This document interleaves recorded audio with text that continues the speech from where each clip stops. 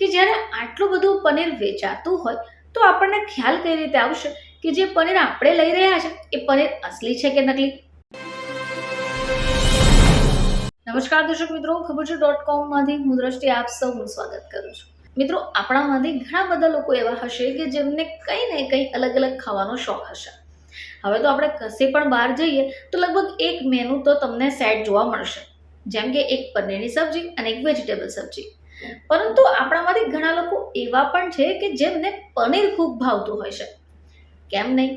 પનીર એક સારો સ્ત્રોત પણ છે અને પનીરમાંથી બીજી ઘણી બધી આઈટમો પણ બને છે જે ખૂબ લાજવાબ હોય છે. પરંતુ આજના બદલતા જમાનામાં ઘણી બધી વસ્તુઓ નકલી પણ માર્કેટમાં આવી રહી છે, જે આપણે સમાચારોમાં પણ સાંભળતા હોઈએ છીએ.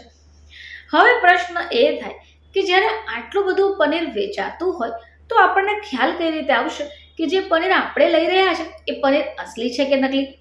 આજે અમે તમને જણાવીશું કે તમે ઓળખ કઈ રીતે કરી શકશો કે જે તમે પનીર ખરીદ્યું છે એ પનીર અસલી છે કે નકલી.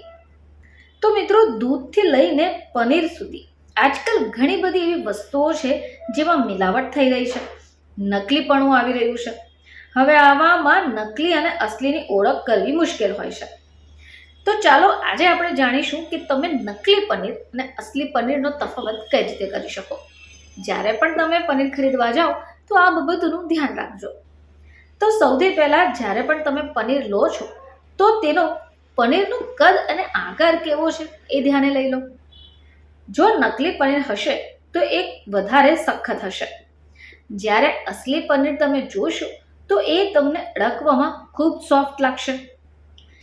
તમે જ્યારે પનીર ખરીદીને લાવ્યા છો અને જો એ નકલી હશે તો જ્યારે પણ તમે આ પનીરને બાફશો તો તમને જોવા મળશે કે એ ખૂબ સખત થઈ જશે, હાર્ડ થઈ જશે અને એનો રંગ આછો લાલ કલરનો પણ થઈ જશે. હવે ઘણા બધા લોકો પનીરની આઈટમ જો બનાવે છે, પનીરની રેસીપી બનાવે છે તો સૌથી પહેલાં એને તળશે અથવા તો તેને પાણીમાં ઉકાળશે. તો જ્યારે પણ તમે આ પનીરને પાણીમાં ઉકાળી રહ્યા છો તો તેમાં થોડો બસ સોયાબીનનો લોટ ઉમેરી દો. સોયાબીનનો લોટ ઉમેર્યા પછી જો તમે ઉકાળેલા પાણીમાં નાખેલું આ પનીરનો રંગ બદલાય છે અથવા બદલતો દેખાય છે તો સમજી જજો કે તે ભેળસેળવાળું પનીર છે. કારણ કે ભેળસેળવાળા પનીરની અંદર જો તમે સોયાબીનનો લોટ ઉમેરીને પાણીમાં ઉકાળો છો તો તે રંગ બદલશે. હવે આ સિવાય તમારે પનીરના ટુકડાને પાણીમાં 5 મિનિટ સુધી ઉકાળવા દેવાનું છે અને પછી એને ઠંડુ થવા દેવાનું છે. બાદમાં આ પાણીમાં પલાળેલા પનીરમાં આયોડિન ટિંક્ચરના થોડા ટીપા મિક્સ કરી દો.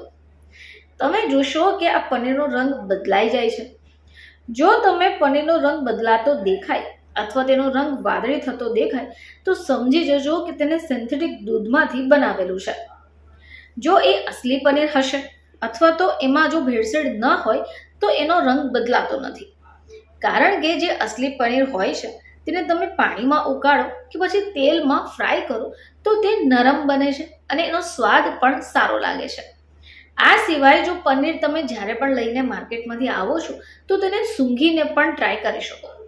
સૂંઘવાની મદદથી પણ તમને ખ્યાલ આવી જશે કે આ લાવેલું પનીર અસલી છે કે નકલી.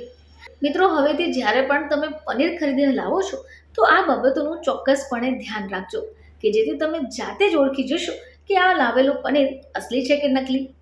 ફરીથી તમારી સમક્ષ હાજર થઈશું. ત્યાં સુધી જોતા રહેજો ખબર છે .com.